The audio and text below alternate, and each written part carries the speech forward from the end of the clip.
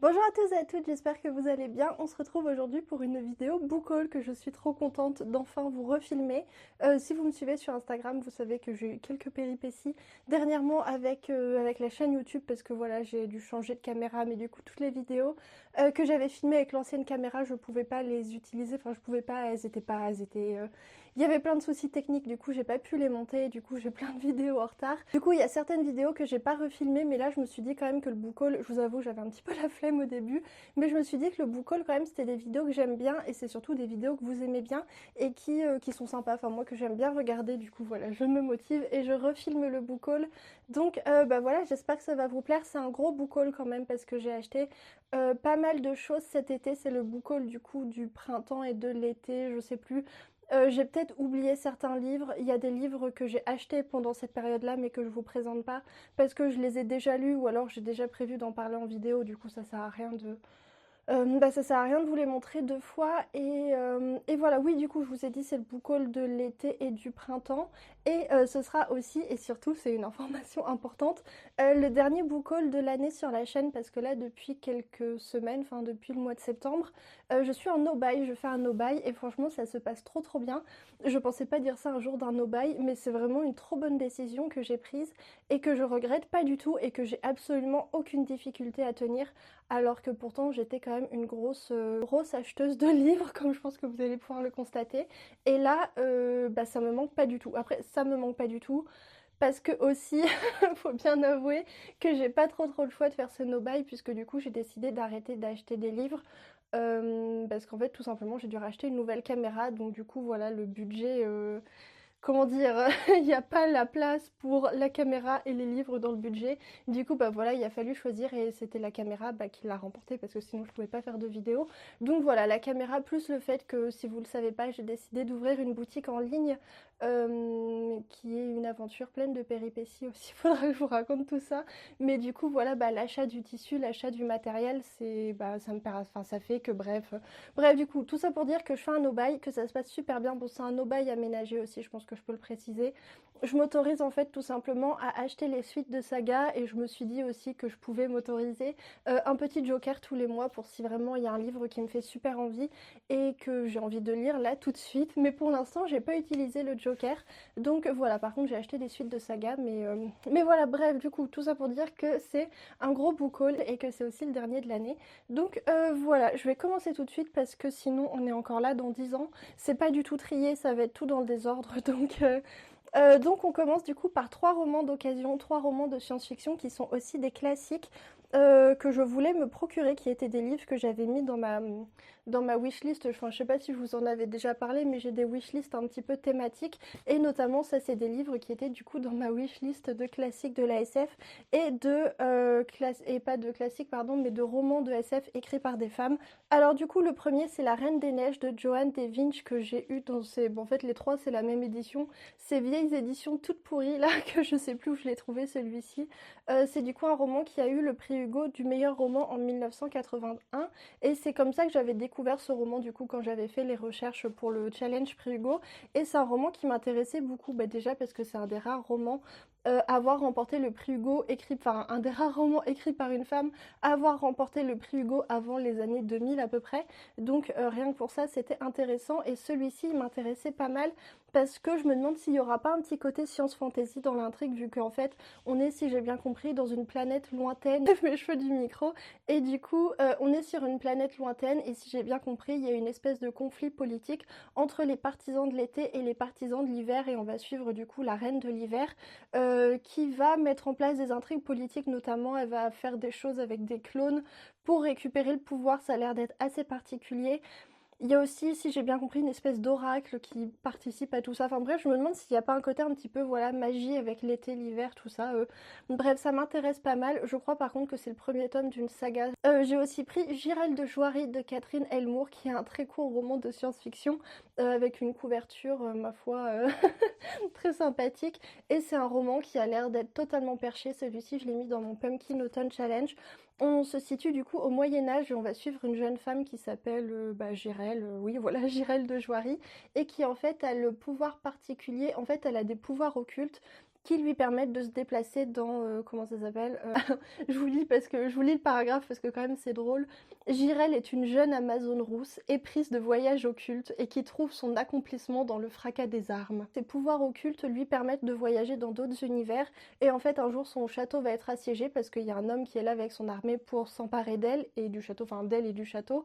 Et du coup pour pouvoir garder sa liberté, elle va faire un voyage, aller chercher une arme et il se trouve que cette arme va être un homme et qu'il va peut-être l'aider à défendre son château. Ça a l'air d'être un peu bizarre, mais ma foi, ça a l'air d'être assez sympa. Encore de la science-fiction et encore un roman qui a gagné le prix Hugo. J'ai pris Le Grand Livre de Connie Willis qui a gagné le prix Hugo en 1993 et celui-ci, c'est un livre qui m'intéresse beaucoup et qui fait partie d'un cycle qu'a écrit Connie Willis où en fait, alors il y a une duologie je crois et il y a ce livre-là, mais en fait c'est des romans qui font partie du même univers où en fait on est à peu près à notre époque, à Oxford, il y a des historiens, des scientifiques qui ont réussi à mettre au point une méthode qui permet de voyager dans le temps et dans l'espace et qui leur a donc permis, en fait, il y a une biologie du coup de l'autrice où il y a les historiens qui vont pendant la Seconde Guerre mondiale à Londres et dans celui-ci on va suivre une historienne qui va remonter très loin dans le passé puisqu'elle va se rendre au Moyen-Âge et manque de bol elle va se retrouver au Moyen-Âge en pleine épidémie de peste et donc du coup j'imagine que ça va pas être très arrangeant pour elle. Donc voilà l'intrigue de départ et franchement ça me fait super envie parce que j'aime beaucoup toute la période du Moyen-Âge. Alors c'était peut-être pas mes cours préférés à l'université, mais c'était quand même des cours que j'aimais énormément. J'avais eu un cours sur les fabliaux érotiques au Moyen-Âge. Et, et franchement, le titre du cours comme ça faisait pas forcément rêver, mais c'était passionnant, c'était vraiment trop cool. La prof était géniale en plus. Donc voilà, bref, tout ça pour dire que j'aime beaucoup la période médiévale et que du coup je suis très curieuse de lire celui-ci. J'ai du coup pris ces deux romans pendant l'été, ces deux achats neufs et grand format. C'est des romans que j'ai pris pour le Cocorico Challenge, mais aussi pour la période d'Halloween. Alors normalement le Cocorico Challenge du coup il s'arrête fin septembre, enfin là du coup il est terminé. Mais on est plusieurs à le continuer du coup en octobre, novembre, enfin, on est plusieurs à continuer un petit peu le challenge. Et ces deux livres-là, je les avais pris parce qu'ils m'avaient l'air absolument parfaits pour la période d'Halloween, un côté un petit peu horrifique, fantastique et tout qui me disait bien. Et ils sont du coup tous les deux écrits par des auteurs ou autrices français. Alors du coup, j'ai pris La Princesse au visage de nuit de David Brie qui est paru aux éditions L'Homme sans nom. C'est un roman qui me faisait super envie parce que, déjà, je vous montre juste parce que c'est vraiment très joli. Il y a vraiment une très très jolie mise en page avec des branches d'arbres et tout, ça fait un peu forêt terrifiante, vous voyez un petit peu ce genre d'ambiance. Et en fait du coup dans ce roman on va suivre un jeune garçon qui est maltraité par ses parents et qui va décider d'aller dans la forêt pour demander l'aide d'une espèce de créature, on sait pas trop si elle existe ou pas, mais en tout cas il va demander l'aide de la princesse au visage de nuit et il va se passer quelque chose, je crois que ses parents vont avoir un accident et que quelques années plus tard il va revenir, enfin une fois qu'il est adulte, si c'est bien ça. Devenu adulte, Hugo va retourner au village et il va essayer de percer les mystères de tout ça. Donc voilà, ça a l'air d'être franchement sympa, très mystérieux, très angoissant et tout. Donc il a l'air vraiment très très cool celui-ci. Il est finaliste du PLIB, donc du coup j'imagine qu'il est plutôt sympa. Ensuite un autre roman pour Halloween, mais dans un registre assez différent. J'ai pris du coup Magic Charlie de Audrey Alouette. C'est du coup le premier tome de la saga. Je sais que le deuxième tome est paru, mais je sais pas si le deuxième tome c'est aussi le dernier. Et c'est du coup de la fantasy fantastique plutôt jeunesse où on va suivre un jeune garçon qui va découvrir tout le monde de la magie, des sorciers et des magiciens parce qu'il va découvrir que sa grand-mère est magicienne et ça a l'air d'être vraiment trop trop sympa. Alors du coup on passe à quelques suites de sagas que j'ai achetées dernièrement. J'ai pris notamment La part du monstre de M.R. Carré qui est en fait un roman, c'est pas vraiment une suite de saga mais c'est un roman qui se passe dans le même univers que le livre Celle qui a tous les dons dont je vous ai parlé en vlog cet été parce que j'ai vraiment adoré ce livre, ça a vraiment été un coup de cœur, c'était trop trop bien. C'est une histoire de zombies mais comment dire, enfin c'est tellement bien que je peux pas juste le résumer en disant que c'est une histoire de zombies, mais c'est quand même une histoire de zombies et du coup ce livre là est sorti après l'autre livre, mais par contre si j'ai bien compris il se situe pas tout à fait après, j'aurais même l'impression qu'il se situe plutôt avant d'après ce que je sais de l'univers et voilà, en tout cas j'ai vraiment trop trop hâte de lire parce que j'avais tellement eu un coup de cœur pour le premier tome que forcément j'ai trop trop hâte d'attaquer celui-ci. Une autre suite de saga, j'ai du coup pris La Forêt sombre de Liu Cixin qui est le deuxième tome de la trilogie de science-fiction. Le problème à trois corps et j'avais beaucoup aimé le premier tome. C'était une lecture qu'on avait faite sur le Discord pour le challenge Prix Hugo et en fait on était plusieurs à le faire et il y a des personnes sur le Discord qui ont tellement adoré le premier tome qu'elles ont enchaîné sur le tome 2 et sur le tome 3 et c'est clair qu'on peut pas dire qu'elles ne sont pas élogieuses sur la saga parce qu'elles en disent vraiment tout le temps du bien, ce qui m'a donné forcément très envie de lire la suite, d'autant plus que si je me trompe pas, c'est aussi Lolifant du coup qui aime beaucoup cet auteur et qui aime beaucoup cette saga, donc voilà, ça fait que des bonnes raisons de continuer cette saga. Le tome 2 est vraiment énorme, il est encore plus gros que le tome 1. Il me semble que le tome 3 est plus court, donc voilà, j'ai vraiment trop hâte de continuer, surtout qu'il paraît que le tome 2 part dans une direction un petit peu différente du tome 1 et je crois que c'est une direction que je vais préférer, donc voilà, enfin bref, en tout cas j'ai hâte de le lire. Alors une autre suite de saga, et cette fois en grand format, j'ai pris du coup la partie 2 du tome 4 des archives de Rochard, du coup Rythme de guerre, et j'aime vraiment beaucoup cette couverture. Je suis pas hyper fan des couvertures des archives de Rochard de manière générale, à part pour le tome 4 partie 1 et du coup pour le tome 4 partie 2, je trouve que les couvertures sont vraiment trop belles et voilà, bref, du coup c'est une saga que j'aime beaucoup, que vous connaissez sûrement. J'avais été un peu déçue par la première partie du tome 4 que j'avais trouvée très lente et très... En fait, il y a tout un truc de remise en place de l'univers, du contexte et tout, parce qu'il se passe un truc entre le tome 3 et le tome 4.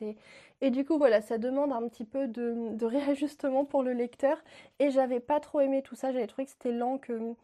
Je sais pas, qu'on était dans l'attente, mais en fait, le problème, en fait, avec bah, le fait d'avoir des tomes divisés en deux parties, c'est que quand tu prends la première partie, dans tes mains, t'as un livre et t'as presque l'impression d'avoir le début et la fin, sauf qu'en fait, pas du tout, et c'est vrai que la première partie, c'est très introductif, et qu'il commence à se passer des choses uniquement dans la toute fin de la première partie, donc voilà, bref. Du coup, tout ça pour dire que j'ai pas été hyper fan de la première partie, mais je pense que tous les éléments que j'aime bien et que j'avais hâte de retrouver du coup, bah, seront dans cette partie 2, donc j'ai très hâte de la lire. Alors du coup, deux intégrales de Robin Hood que j'ai achetées, je sais, bah, alors il y en a un que j'ai reçu en service presse pendant l'été, et l'autre, je me souviens plus en vérité quand je l'ai acheté, vraiment je me souviens plus.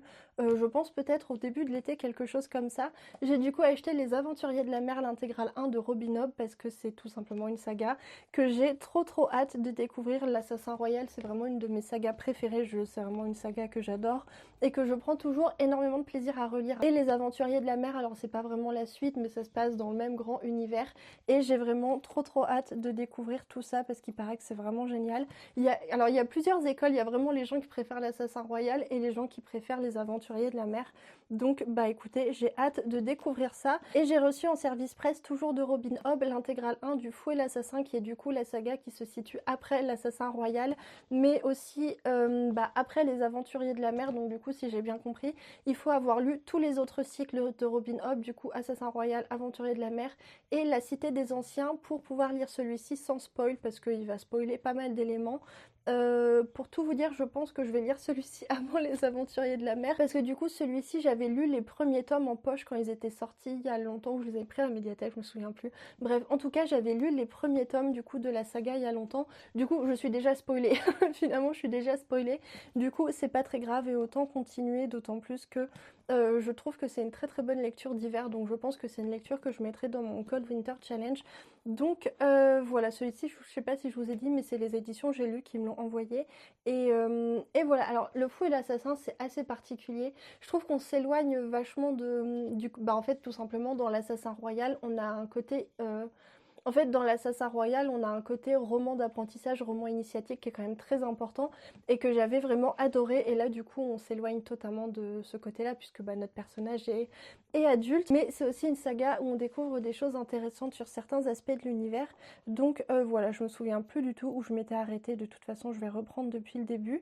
Et puis voilà, on est à la moitié du book haul et ça fait déjà 20 minutes que je parle. Donc faut que je m'active un petit peu, pourtant je vais vite, j'ai pas l'impression de traîner. Alors du coup on repart sur des achats d'occasion. J'ai acheté je sais plus quand Prodigieuse créature de Tracy Chevalier, qui est un roman du coup de littérature blanche. Alors j'en achète pas souvent et j'en lis encore moins souvent, mais celui-ci me faisait très envie parce qu'en fait bon, je pense que vous connaissez l'histoire. Tracy Chevalier, c'est une autrice qui est super réputée, j'ai l'impression qu'il y a plein de gens qui adorent et notamment qui aiment celui-ci. Et voilà, ça a l'air d'être vraiment très sympa, j'entends énormément de bien de cette autrice, pardon, du coup j'ai très hâte de la découvrir. Alors encore un roman que j'avais pris pour Halloween, j'ai pris De la poussière à la chair de Ray Bradbury, souvenir d'une famille d'immortels qui a l'air d'être vraiment trop cool et je crois que c'est un des romans qui me fait le plus envie de mon Pumpkin Autumn Challenge et celui-ci je me le garde vraiment pour la période d'Halloween parce qu'en fait on va suivre un jeune garçon qui est un orphelin qui va être abandonné sur le seuil d'une maison et il se trouve que ça va pas être une maison ordinaire parce que c'est une maison qui est peuplée de créatures surnaturelles, donc je sais pas, il y a des fantômes, attendez, il y a des vampires, gargouilles, momies et autres créatures monstrueuses et il va du coup bah voilà grandir dans cette famille, être adopté par cette famille et il va raconter leur histoire, il va raconter bah, un petit peu ce qui se passe dans la maison à une époque où au fil de son récit apparaissent des personnages attachants et sensuels dont les histoires enchantent et fascinent Timothy, à une époque où il est dangereux d'être différent, car les vrais monstres ne sont peut-être pas dans le manoir, mais à l'extérieur, où un dictateur haineux et intolérant vient de s'emparer du pouvoir. Franchement, ça a l'air d'être vraiment trop bien. Vraiment, celui-ci, j'ai trop hâte de le lire, il a l'air d'être vraiment trop cool. Alors, 2 romans francophones écrits par des autrices. J'ai trouvé Serpentine à Emmaüs, Serpentine de Mélanie Fazi, qui est du coup un recueil de nouvelles. Mélanie Fazi, c'est une autrice française que je connais très peu pour son travail d'autrice, mais que je connais un petit peu pour son travail de traductrice, puisque c'est notamment c'est la traductrice principale de Brandon Sanderson en France. Et c'est une autrice que j'aimerais beaucoup découvrir, donc voilà, j'ai pris son recueil de nouvelles. D'après ce que j'ai compris, c'est plutôt dans une ambiance fantastique, donc voilà, il faudrait que... Je l'ai pas commencé alors que pourtant les nouvelles, je trouve que c'est plus sympa d'en lire une de temps en temps, donc faut je pense à le mettre sur ma table de chevet. Et j'ai aussi pris, toujours par une autrice, j'ai pris Chien du Home de Justine Niogré, qui est un très court roman de fantasy dans lequel en fait on va suivre une jeune femme qui est une guerrière, qui est mercenaire et qui va partir dans une espèce de quête de vengeance pour venger son père. Donc voilà, il paraît que c'est très sympa. Il paraît que la plume de Justine...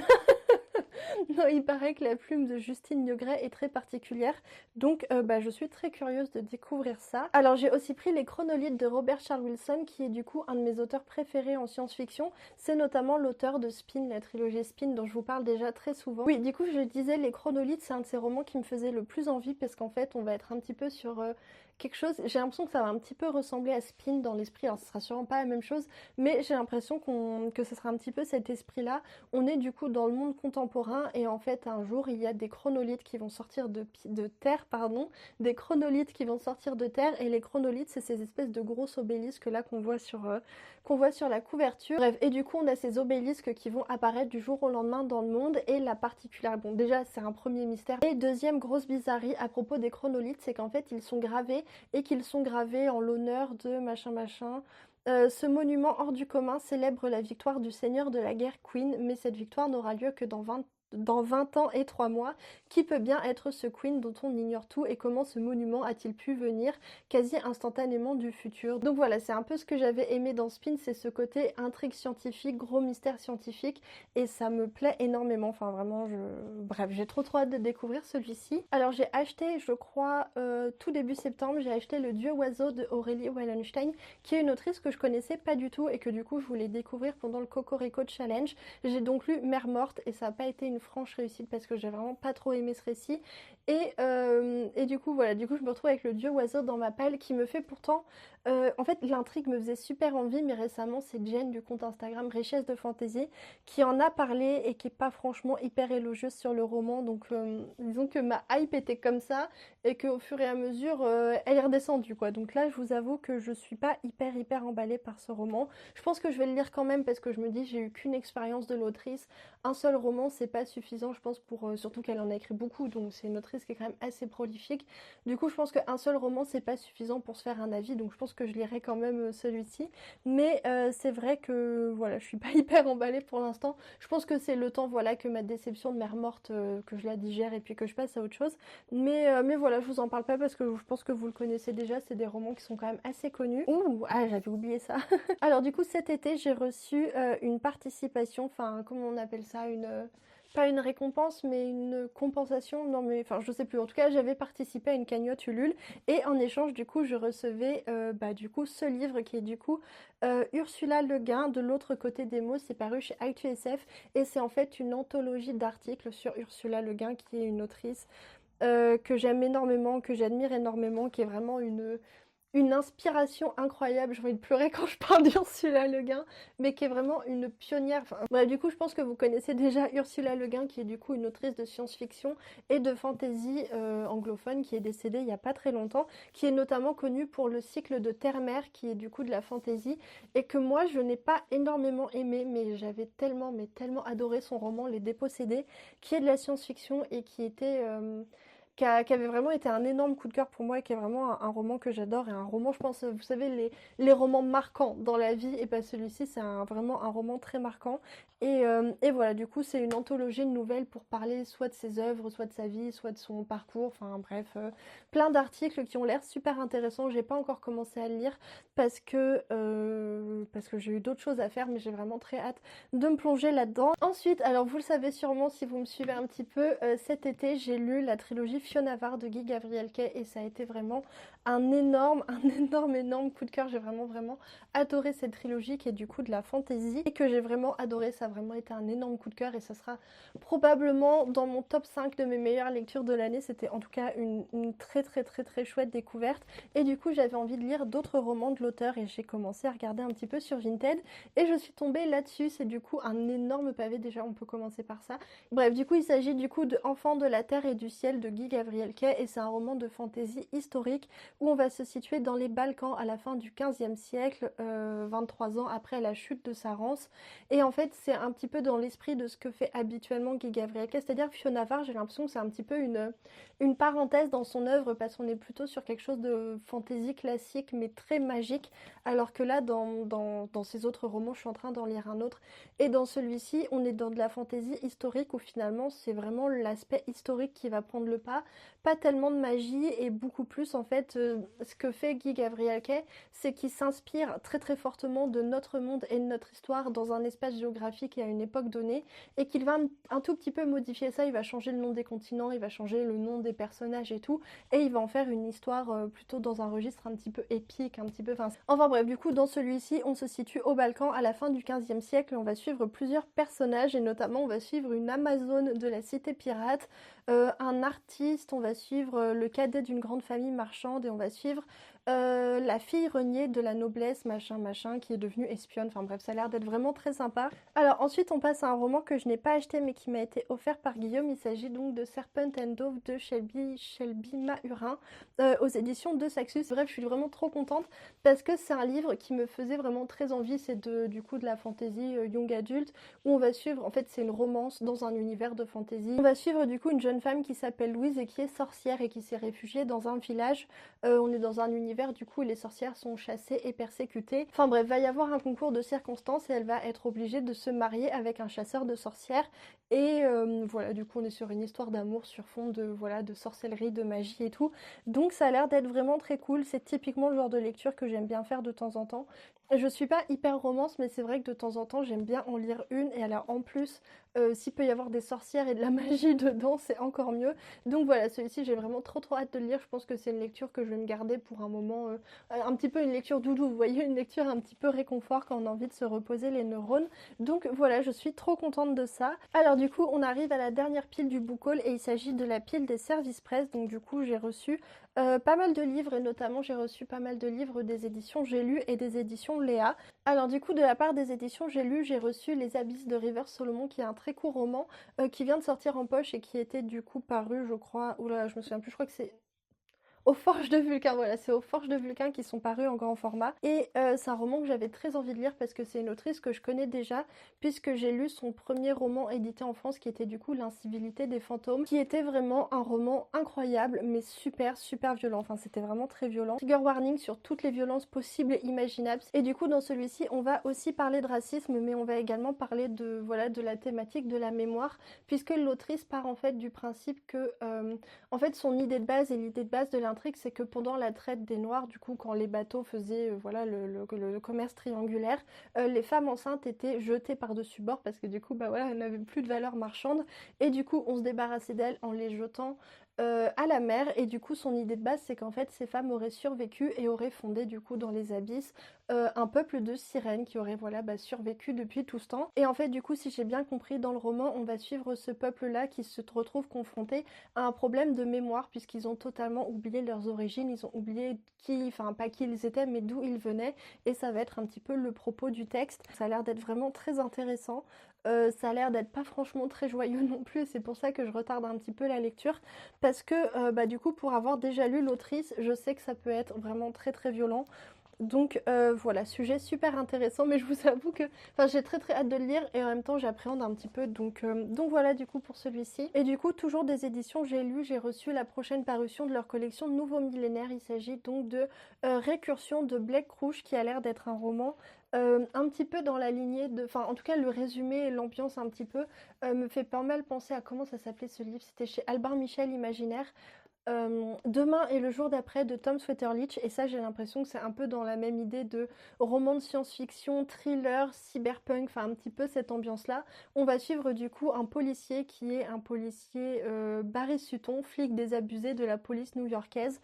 Je suis pas hyper fan voilà, de tout le côté personnage. En fait, du personnage du flic désabusé, c'est vraiment des personnages que je supporte pas du tout. Mais je l'ai demandé quand même parce que j'aimais beaucoup la thématique de l'enquête. En fait, on va suivre ce personnage du coup du policier qui enquête sur une vague de suicide. Et en fait, cette vague de suicide serait reliée à une espèce de maladie neurologique qui fait qu'en fait, les victimes se remémorent une vie qu'ils n'ont jamais vécue.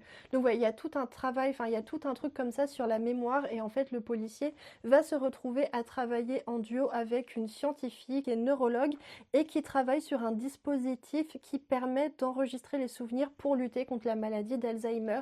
Et on se doute bien que tout ça va être lié. Je suis pas très fan de tout le côté flic désabusé, c'est vraiment une esthétique et des personnages que j'aime pas.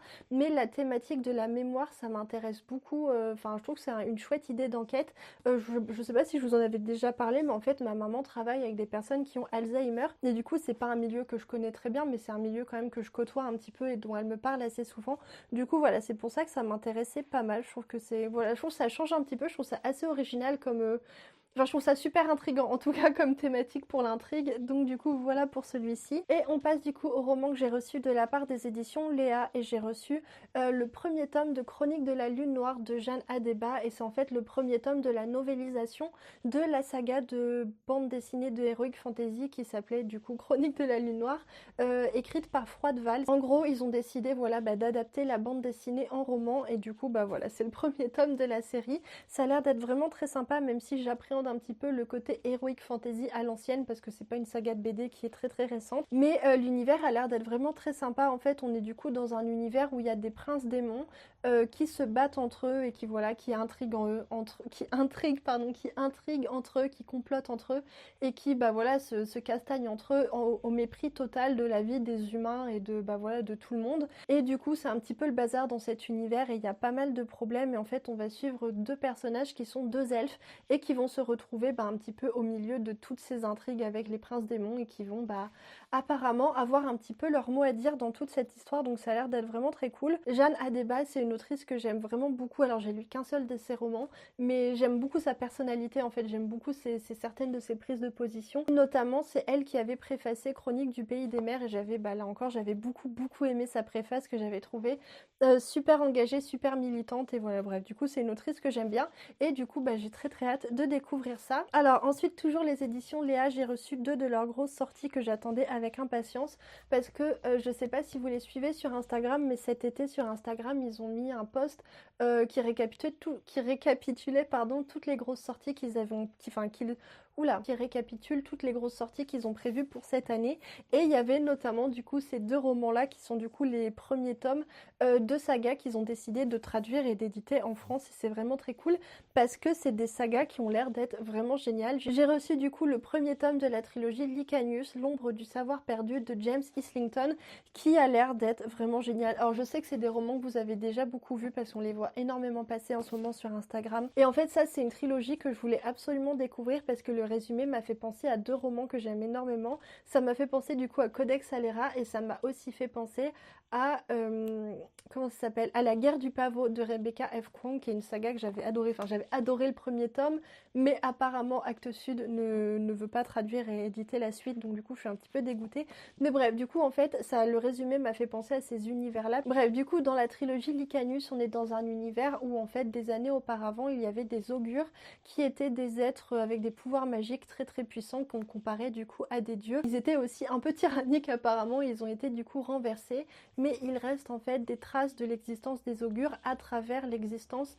oula, c'est compliqué ma phrase, bref. Il reste des traces des augures, notamment à travers l'existence de certaines personnes qui s'appellent des talentés et qui ont également des pouvoirs magiques qui rappellent ceux des augures, et du coup c'est des personnes qu'on n'aime pas trop du coup, puisque ça rappelle la tyrannie des augures, et donc du coup ils sont un peu maltraités, un peu enfermés, et on va suivre un jeune homme qui est du coup un talenté, qui a des pouvoirs magiques et qui est du coup discriminé à cause de ses origines, voilà, qui remonteraient peut-être aux augures. Enfin, il étudie dans une académie et il va se retrouver au milieu de pas mal d'embrouilles parce que du coup il va avoir des pouvoirs supplémentaires qui sont des trucs qui devraient pas exister. Il va y avoir un ennemi qui va se réveiller à un endroit et bref, il va se passer plein de trucs.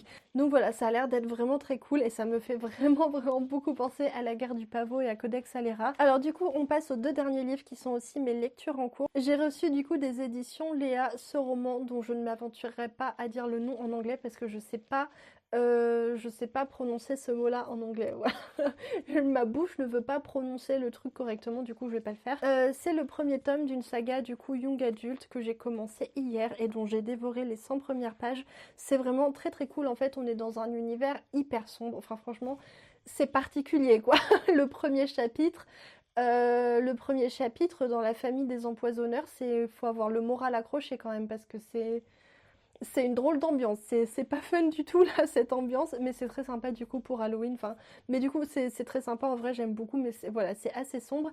Du coup je disais, on est dans un univers où en fait la succession royale se fait d'une manière assez particulière, puisqu'en fait c'est une reine qui a le pouvoir et la reine accouche de triplés, c'est comme ça, à chaque fois la reine accouche de triplés, chaque triplé est associé à un des grands pouvoirs de cet univers, du coup il y a les élémentaires, les naturalistes et les empoisonneurs, et en fait chacune des triplés va être séparée des autres pendant son enfance et va grandir du coup dans la guilde qui correspond à son pouvoir jusqu'au moment où lorsqu'elles ont 16 ans, elles vont devoir s'entretuer pour que l'une d'elles monte sur le trône.